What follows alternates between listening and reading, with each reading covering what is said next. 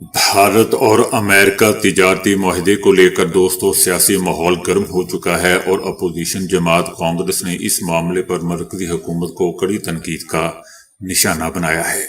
کانگریس کا کہنا ہے کہ اس معاہدے کو ملک کے مفادات کے خلاف قرار دیا اور وزیر اعظم نریندر مودی کی پالیسیوں پر سوالات بھی اٹھائے۔ کانگریس نے دعویٰ کیا ہے کہ متعدد آزاد تجزیہ کاروں اور مبصرین جنہیں مودی مخالف نہیں سمجھا جاتا، انہوں نے بھی اس تجارتی معاہدے کو غیر متوازن اور یک طرفہ قرار دیا ہے۔ کانگریس کا کہنا ہے کہ اس ڈیل میں ہندوستان نے جتنا حاصل کیا ہے اس کے مقابلے میں امریکہ نے زیادہ فائدہ اٹھایا ہے۔ حکومت اس معاہدے کو کامیابی کے طور پر پیش کر رہی ہے، لیکن حقائق اس کے بالکل برعکس ہیں۔ کانگریس نے دوستوں وزیر اعظم نریندر مودی اور امریکی صدر ٹرمپ کے درمیان ذاتی تعلقات کا حوالہ دیتے ہوئے کہا ہے کہ ان تعلقات کے عوامی اظہار کے باوجود ہندوستان کو مطلوبہ نتائج حاصل نہیں ہو سکے۔ سیاسی سطح پر قربت دکھانے اور سفارتی محاذ پر سرگرمیوں کے باوجود معاہدے کی شرائط ہندوستان کے حق میں بہتر ثابت نہیں ہوئیں۔ کانگریس نے دوستوں سخت الفاظ استعمال کرتے ہوئے اس تجارتی معاہدے کو چوری قرار دیا ہے اور کہا ہے کہ یہ حکومت کی سفارتکاری کی ناکامی کا منہ بولتا ثبوت ہے۔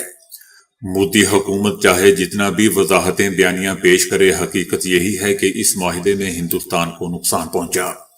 کانگریس نے مطالبہ کیا ہے کہ حکومت اس معاہدے کی مکمل تفصیلات عوام اور پارلیمنٹ کے سامنے رکھے تاکہ اس پر کھل کر بحث ہو سکے اور ملک کے مفادات کا جائزہ لیا جا سکے۔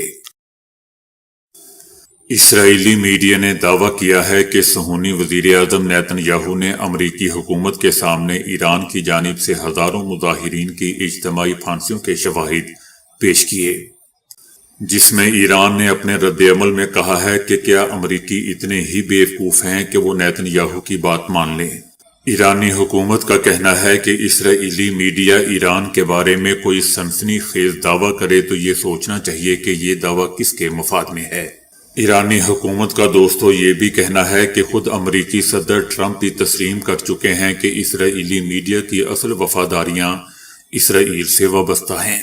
ایران کے وزیر خارجہ سید عباس عراغچی کا کہنا ہے کہ وائٹ ہاؤس میں نیتن یاہو کی ملاقات سے محض 1 گھنٹہ پہلے اسرائیلی میڈیا سے وابستہ میڈیا نے اپنی تازہ ترین خبر میں یہ دعویٰ کر دیا کہ ایران نے صدر ٹرمپ کو دھوکہ دیا ہے۔ حالانکہ حقیقت یہ ہے کہ ایران میں نہ تو کوئی پھانسی دی گئی اور نہ ابھی تک کوئی عدالتی عمل پایا تکمیل تک پہنچا ہے، اور نہ ہی 2000 سے زائد قیدیوں کو معافی دی گئی ہے۔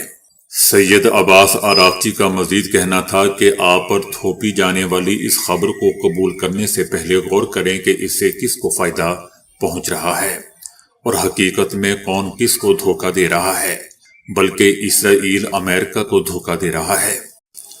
وائٹ ہاؤس میں اسرائیل کے وزیر اعظم نیتن یاہو نے امریکی صدر ٹرمپ سے دوستوں ملاقات کی ہے۔ ملاقات کے بعد صدر ٹرمپ کا کہنا تھا کہ نیتن یاہو کے ساتھ ملاقات کسی خاص نتیجے پر ختم نہیں ہو سکی، البتہ ایران سے مذاکرات جاری رہنے پر اتفاق ہوا تاکہ دیکھا جا سکے کہ ایران کے ساتھ کوئی معاہدہ طے پا سکتا بھی ہے یا نہیں۔ صدر ٹرمپ کا کہنا تھا کہ نیتن یاہو کو بتایا کہ ان کی ترجیحی آپشن ایران کے ساتھ مذاکرات جاری رکھنا ہے، بصورت دیگر دیکھنا ہوگا کہ نتیجہ کیا نکلتا ہے۔ صدر ٹرمپ نے امید ظاہر کی کہ ایران اس بات زیادہ عقلمندی اور ذمہ داری کا مظاہرہ کرے گا۔ دوسری جانب دوستو ایرانی حکومت کا بھی کہنا ہے کہ اگرچہ وہ امریکہ کے ساتھ سفارتکاری کے آپشن کو ترجیح دیتے ہیں، لیکن ہماری مسلح افواج مکمل طور پر تیار ہے تاکہ کسی بھی غلطی کا دندان شکن جواب دیا جا سکے۔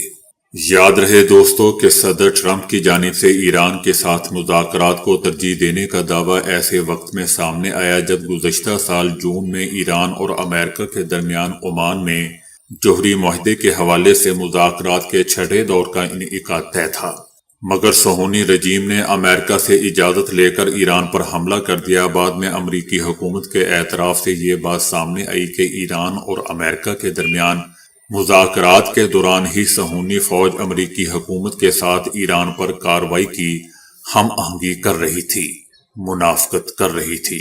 اس کو ہم آہنگی نہیں بلکہ دوستوں منافقت کہنا چاہیے۔ اسرائیلی فوج نے بین گوریون بین الاقوامی ہوائی اڈے کو نقصان پہنچنے کے خوف سے دوستوں ہنگامی مشقیں شروع کر دی ہیں۔ مقبوضہ فلسطین کے بین گوریون ہوائی اڈے پر ایران کے ساتھ کشیدگی کے پیش نظر بڑے پیمانے پر ہنگامی مشق کا انعقاد کیا جا رہا ہے۔ رپورٹ میں بتایا گیا ہے کہ گزشتہ ایرانی میزائل حملوں سے ظاہر ہوتا ہے کہ کوئی بھی علاقہ خطرے سے محفوظ نہیں ہے۔ یہ مشق بہت سے منظرناموں کے لیے تیاری کا مظاہرہ کرنے کے لیے منعقد کی گئی ہے، جن میں سب سے زیادہ سنگین حالات میں بھی شامل ہیں کیونکہ غیر ملکی ایئر لائنز آہستہ آہستہ اسرائیل کے لیے اپنی پروازیں دوبارہ شروع کر رہی ہے۔ خصوصی دستوں نے ہنگامی صورتحال میں ہوائی جہاز کے ذریعے دستوں کو ہوائی اڈے پر روانہ کرنے کی بھی مشق کی۔ ایران کے سپریم لیڈر آیت اللہ خامنائی کے مشیر علی شمخانی نے ایران کی میزائل صلاحیت کو ریڈ لائن قرار دے دیا۔ علی شمخانی نے دو ٹوک الفاظ میں واضح کر دیا ہے کہ ایران کی میزائل صلاحیت کو کسی مذاکرات کا حصہ نہیں بنایا جا سکتا۔ علی شمخانی نے دشمن کو واضح پیغام دیا ہے کہ امریکہ کی جانب سے کسی بھی قسم کی محدود جارحیت کو بھی جنگ کا آغاز سمجھا جائے گا۔ ان کا کہنا تھا کہ امریکہ کے لیے مشورہ ہے کہ دھمکیوں کی بجائے مذاکرات کے راستے پر سنجیدگی سے عمل کرے۔ یاد رہے دوستو کہ امریکی صدر ٹرمپ نے گزشتہ روز مذاکرات کی ناکامی کی صورت میں ایران کے خلاف فوجی کارروائی کے لیے خطے میں ایک اور بحری بیڑا تعینات کرنے سے خبردار کر دیا تھا۔